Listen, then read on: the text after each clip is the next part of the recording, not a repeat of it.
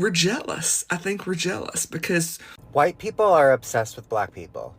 I think we white women have an inferiority complex. The Eastern women and the women have a sort of reputation for being so beautiful. I guess We're a little you're jealous of them. I guess you just envy us colored people. Is there anything corresponding to that? They're not really racist. They're jealous of us. They want to be Hispanic. They want to be black. They want to be Asian. Most people don't realize this, but all racism is just jealousy that has mutilated so much that now it's so evil. And something about her excellence didn't sit right with me. I just didn't feel good about it, and I couldn't figure out why I didn't feel good about it. It was internalized racism, but I didn't know that yet. And I made a Facebook post, this was a while back, and I was like, I'm looking for Black-owned, non-toxic hair product recommendations for my entire family who has various hair types. And my post was just met with so many white women who are like, that's racist. A lot of what gets labeled race talk is really jealousy talk, envy dressed up as superiority. You will hear confessions about beauty standards, culture, and why black excellence makes some folks deeply uncomfortable. I'm not here to attack anybody. I'm here to analyze the patterns, the psychology, and the receipts we keep seeing online and in real life. If you are new, hit subscribe. And if you are the one, right, keep winning in the chat. Let's unpack why black success triggers obsession and what that says about the system.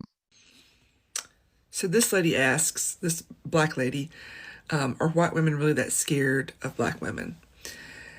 And I'm going to say yes. And this is my opinion as a white woman who is 53 years old and has lived in the South in Georgia in my entire life. But it's not being scared, but it's a fear. And it's not a physical fear. It is the mental fear. It is what we see in you and what we see you doing and how it challenges us and the fear of that. So we see black women and we see how strong you are. We see you coming together as a community. We see you supporting each other. We see you supporting your community, supporting your families, supporting your children, going out and fighting for your rights,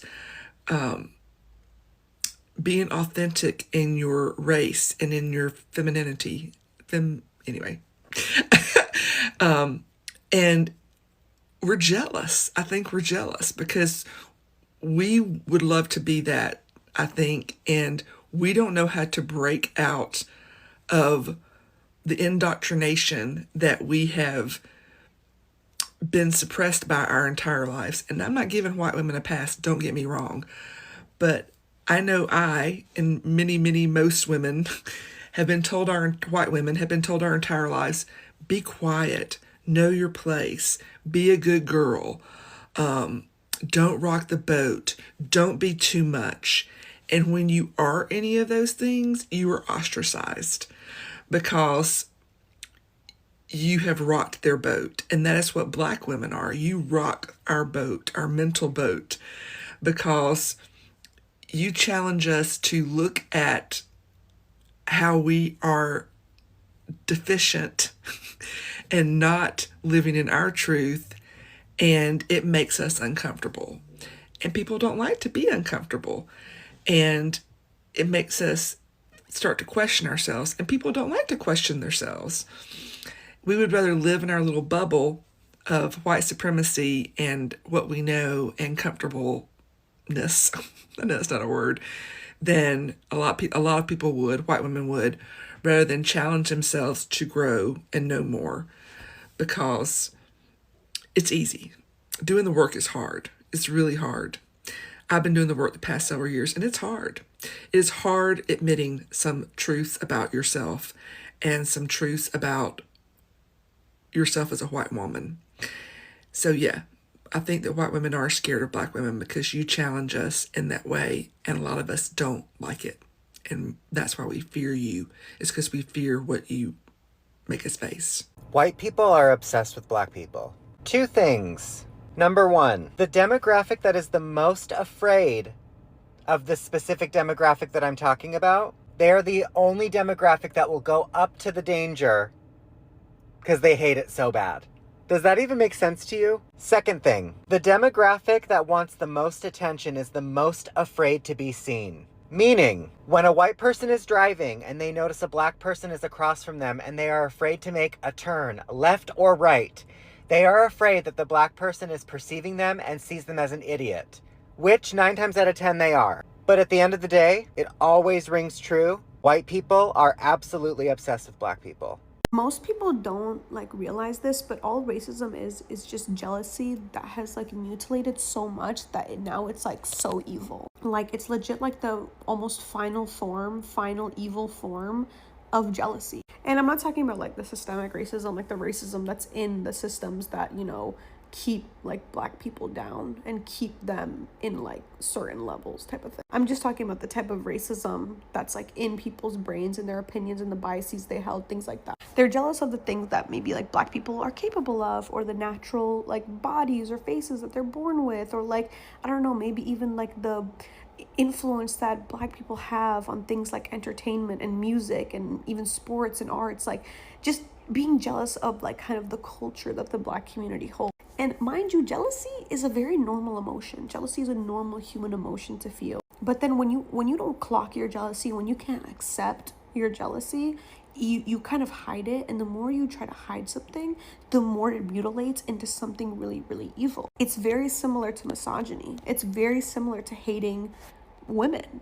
Men, like, the thing is that a lot of people who are racist don't even realize they're racist. Like, they'll have like black friends and stuff like that, you know what I mean? But you don't actually look at black people as someone who is equal to you. But yeah, it's like very similar to women, because at the end of the day, a lot of men who, and women too, like who hate other women and don't even realize it, it's because they're jealous of them. They're jealous of the privileges like women have, and they're very different things. But then once you cross over women and also black women, it just turns into like a whole different ballgame.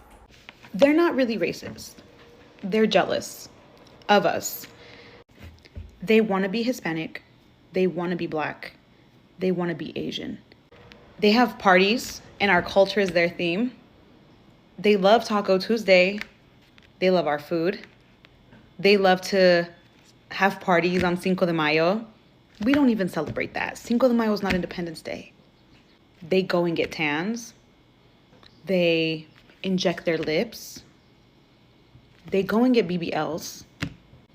They're jealous of us because they want to be us. Dr. Hacker, it doesn't appear as though you really paint a very pretty picture of white people in general insofar as you see white-black race relations. Can you expound on that, sir?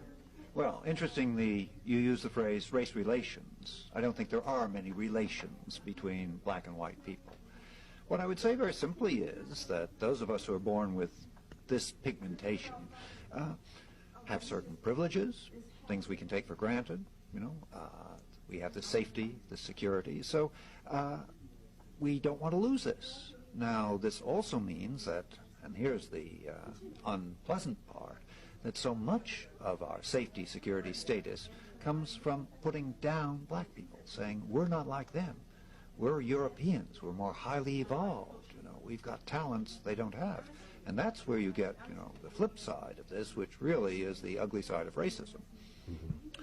Well, how much does sex and sexuality really have to do with race relations, particularly between white men and black men? Well, if you take white men and black men, let's take it two ways. Okay. If a white man is walking down the street and he sees a couple, a very attractive black man, really masculine, and with him a very attractive white woman, you know, very white, we'll make her blonde, you know. He looks at that woman and he wonders, this is the white man, what does she see in him? What do they do together? And it really drives him, us, up the wall, because she's a woman who could choose, you know, a white guy, but she chooses a black guy. And that really bothers us. And as a result, what we want to do is some way take that black man away, you know, because we begin to say, hey, is she having a better time with him, you know, in various ways than she can with me. And so he's competition for us. And you know how people react to competition. I have friends from Europe, so I am not racist. I am just simply giving my experience. Most people globally have watched African American women and women of African descent on TV, and they think that that is how all African American women behave. So when they meet a woman who's educated, well spoken, beautiful, well manicured, they don't know how to handle it. They also are extremely jealous that their husbands, their fathers, their uncles, all of the men in their lives literally stare at you the entire time that you are out in a restaurant or wherever you are, market. They are highly attracted to women of African descent. White women do not know how to handle this. In America, I have experienced this in corporate America, but in Europe, you experience this in the markets. They literally pose the question, why do white people hate black people so much? I have been in situations where I've been surrounded by nothing but white people. And this conversation has come up. The race conversation has come up. And no one ever has an actual reason as to why they hate black people. There's always these, oh, black on black crime. Oh, they're lazy. Oh, they're this. But it's not actually, there's no legitimacy behind their reasoning. It's just shit that they've heard and they're regurgitating. And so, long story short, it really comes down to there is no reason. It's a deep-seated jealousy, a deep-seated hate that, you know, black people exude greatness. Black people are the great inventors. Black people are the beginning of the human race, the Eve gene. And white people have worked so hard to erase the history and erase the greatness of the black race. Down to even when things are invented, the majority of things that are invented were invented by a black person. But yet the white race has actually erased the original inventor from history and have put their names on things that they had no business putting their names on. I have a theory about why black women and white women are having such a hard time getting along, and it starts with a story. When I first started teaching, I was in a teacher training program with 3 other women. 2 of them were black and 1 of them was Indian, and we started teaching at the same school, the same grade, at the same time. One of these women, a black woman, completely excelled. She did so much better than I did at literally everything. Classroom management, her test scores were high. She was excellent at literally everything. And something about her excellence didn't sit right with me. I just didn't feel good about it, and I couldn't figure out why I didn't feel good about it. It was internalized racism, but I didn't know that yet. So I had to sit with this idea of her being better than me and trying to figure out why it didn't feel good and feel comfortable for me. And of course, at the time, I didn't know that I needed to do the work of anti-racism, so I didn't think it was possibly because I could have internalized racism. I had to do a lot of study and thought about myself and what could possibly be making me feel this way about this woman. And here's what I discovered. Most of the media that I had consumed up to that point in my life had white people as the central characters. And the shows and other media that I consumed that had white women at the central characters often had black women as the side characters.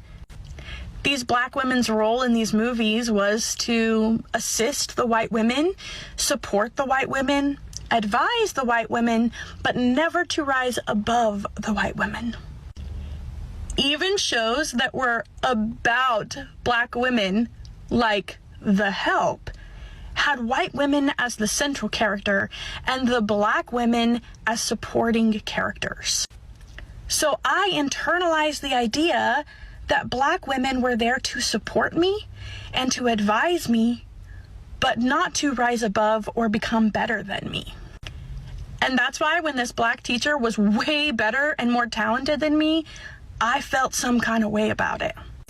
Now, I'd imagine lots and lots more white women have also internalized the same idea, and that's why they feel okay stealing black women's content and not giving them any credit, because the black women are just there to advise them anyway. But most black women are natural leaders. Society has forced them to become leaders. And so we need to step aside and let them lead, even if it means checking our privilege and letting them lead us.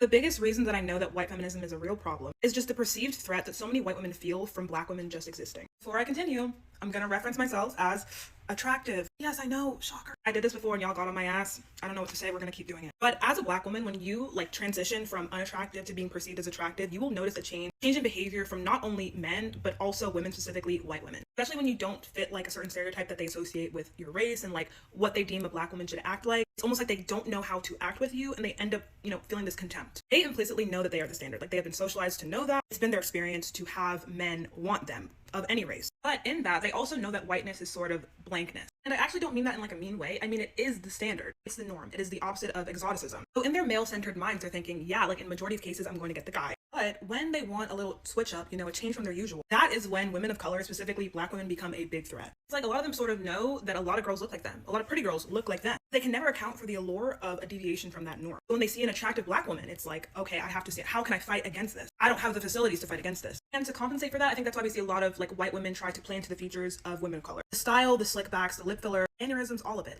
They want to be able to oscillate between all types of attractiveness, become this sort of maxed out woman who has every single thing a guy could ever want at any time. Because they are so used to being the standard, they cannot accept someone wanting something different. So they kind of try to borrow parts of you to become that, so that won't happen again. It's very interesting, and it happens more than you would think. Bingo. Clocked it. Because ultimately, this is why I find it so incredibly important to decenter whiteness from your queerness, no matter what you are, black, white, brown, whatever you are. And this is why I found it extremely difficult to maintain and sustain friendships with white queer people, because there is this constant self-victimization that is laughable. It's like you'll be in a conversation and you'll be like, hey, I'm dealing with XYZ because of my marginalized identity. And they'll be like, well, I'm also dealing with XYZ. And you'll be like, okay. You're just venting to them. You're literally just being a friend. You're venting and you're saying, well, I couldn't pay my rent. Well, I couldn't pay my rent in 2003, so it's okay, girl. Literally try to play this game that you didn't even realize you were playing. And the wild part about it is every single time you see that light of curiosity and spark in their eyes, the moment they feel like they can be friends with a person of color. And this is truly, I've seen this in lots of white queer women, almost as if they're the white queer Thanos and they got one of their Infinity Stones the moment they get a person of color as a friend, because they latch on and they're how can I suck from the host? How can I try to one-up you and play Oppression Olympics every single moment, every single opportunity that I get? It's scary. And this is why it's so dangerous to be a person of color that is queer. Because what happens is we see danger, right? As humans, we know how to find danger. We know how to see danger. The problem with white queer people is they will be the danger that was lurking there the whole time and you had no clue. You'll be 3-4 years into a friendship only to find out, oh, you didn't like me. I was just one of your Infinity Stones for your virtue signaling, for your potluck. Oh. And the older I get and the more into my queerness and my queer journey I get, the more I can clock those red flags. But it is it's very debilitating. It's very painful. It's very hurtful. But yes, the jealousy is absolutely there. Clocked it.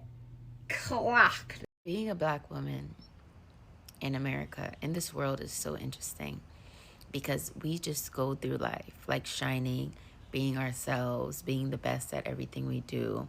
You know what I mean? And having this light. And then in the darkness, in the shadows, there's white women. Just jealous. It's really weird. And so because of that jealousy, you get things like Taylor Swift's new album, right? Trying to throw jabs at Kayla. Travis wanted her. You know what I mean? And now she's just trying to like live her life. And you're like trying to be like this pure white girl who's not a bad bitch. And just like a pure girl who you can marry, you could take home to daddy. Beyonce's all the way up there in every way. And the delusion in white people's mind is trying to force Taylor Swift up there. The fact that we even have to have a conversation to say that Taylor Swift is better than Beyonce is the delusion of white people. It's delusional. It's crazy. Like, look at Beyonce. Go up there and look. Like, climb up the stairs and look at Beyonce. This is Taylor Swift. And you're going to open up your mouth and say Taylor Swift is better than Beyonce? She didn't even deserve second spot. But it's the delusion of white people.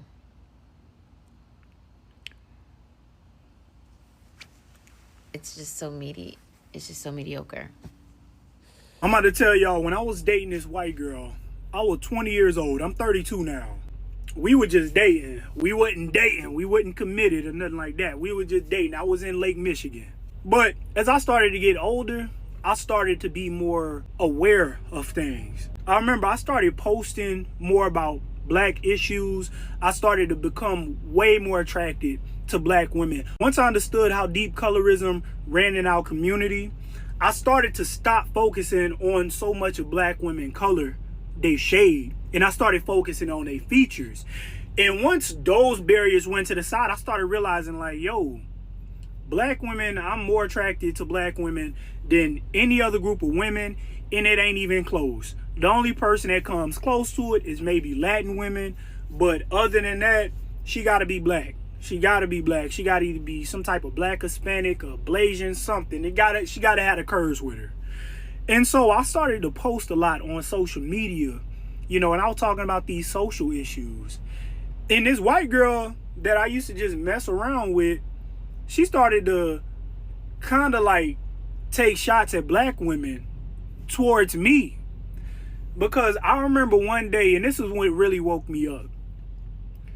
She was like, oh, you don't want to be with me. You just want one of your Afro, brown, black queens.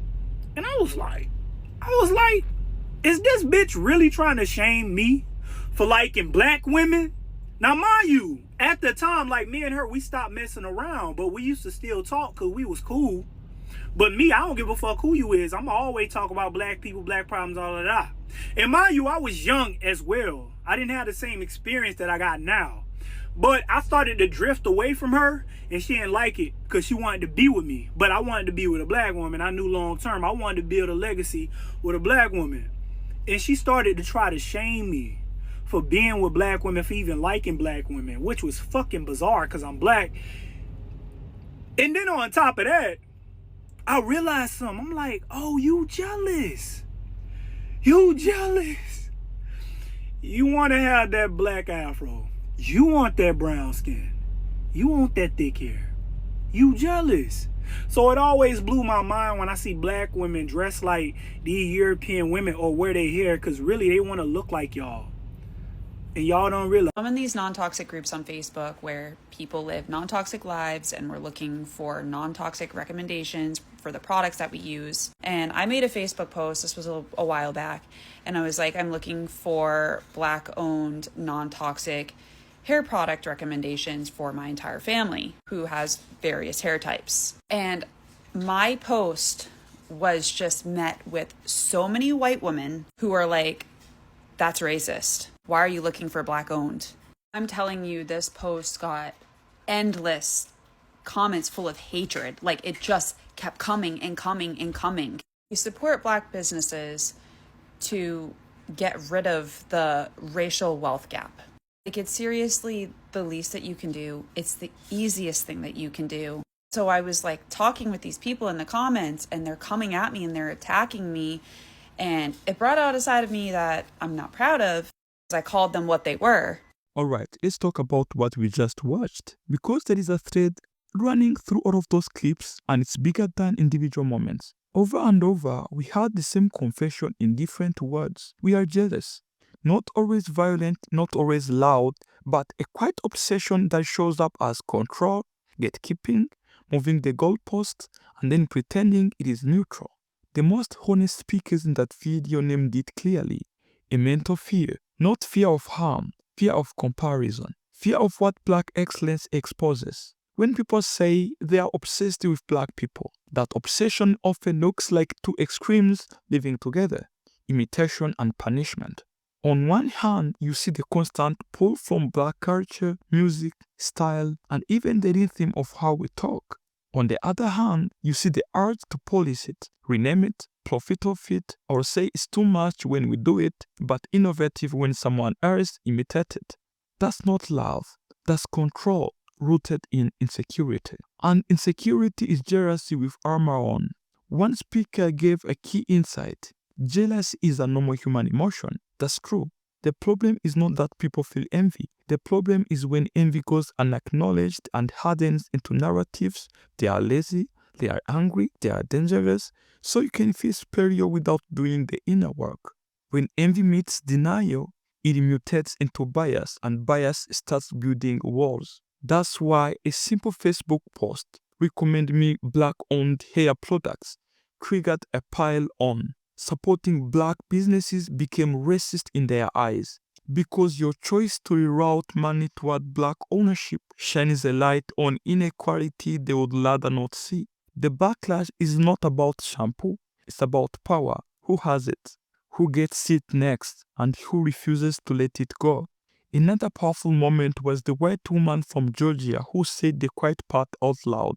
A lot of white women are taught to be small, be quiet, know your place. Then you meet black women who refuses smallness, who stand in community, lead families, fight for rights, and show up fully. And that collides with the indoctrination. You are taught compliance. They model courage. You are trained to shrink. They expand. They stop duty politics because it kept surfacing. The video touched on tans, lip fillers, BBLs, and the constant cycling of black aesthetics through mainstream filters. We all know the pattern. Features that were mocked on black women for decades get rebranded as trendy when transferred to white bodies. That's not cultural exchange, that is double standard that says we like the star, just not the source.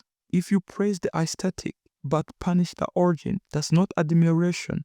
It is appropriation with PR.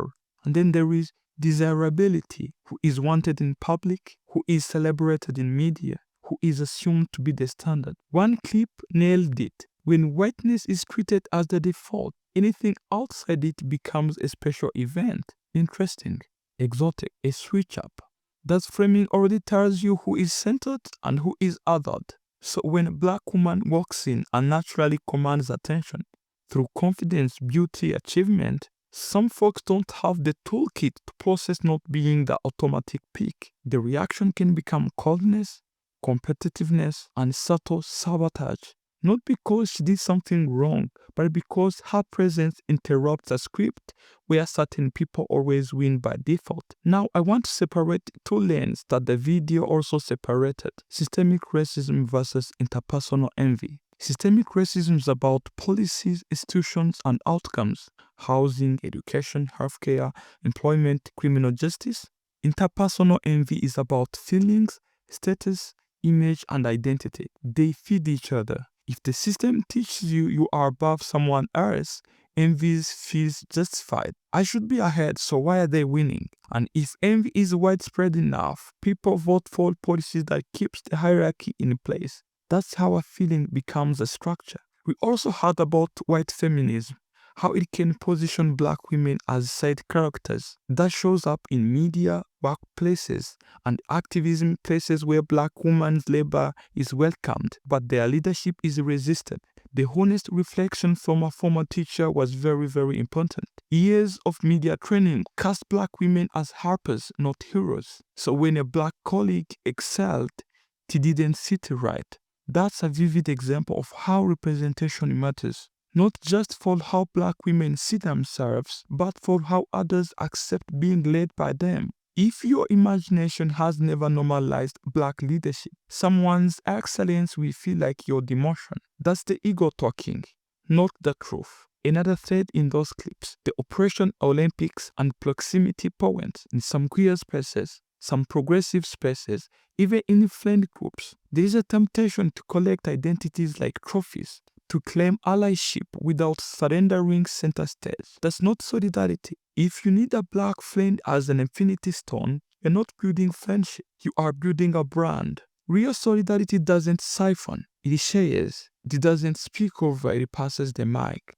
Let's come back to the obsession claim. Obsession shows up in surveillance, policing how black people drive, shop, or simply exist. Obsession also shows up in consumption, loving black culture while rejecting black people, wanting the rhythm but not the roles, wanting the source but not the source. We saw many speakers in that video call that out plainly.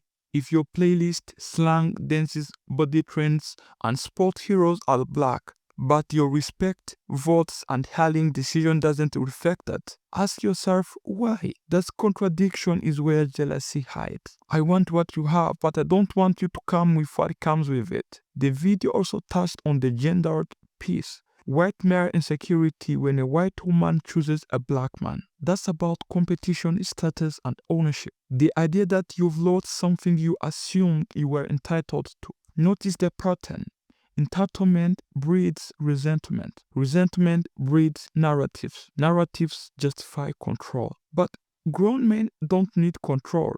They need confidence. If your value depends on blocking someone else's joy, you don't have value. You have fear in costume. Where do we go from here? First, language matters. If you ever feel envy, please name it. Jealousy named becomes jealousy managed. Jealousy denied becomes jealousy weaponized. Second, admiration without credit is extraction. If you love black culture, love black people, that means support, pay, cite, hire, elect, and flow black leadership without making it about your comfort. For black viewers, especially black women, let this one be a reminder, not a burden. You don't have to be smaller to be safe, and you don't have to be a teacher to be respected. Boundaries are not hostility, they are health. Keep building spaces that celebrate you without apology. Gatekeeping your joy isn't pettiness, it's stewardship. The goal isn't convince the jurors, the goal is to keep winning and let the results make the argument. And for allies who are sincere, your job isn't to clap the loudest, it's to make sure that the structures change. The budgets, the bylaws, the boards, the laws. Private admiration is easy. Public decisions are the test. If you can name jealousy in yourself and still choose fairness,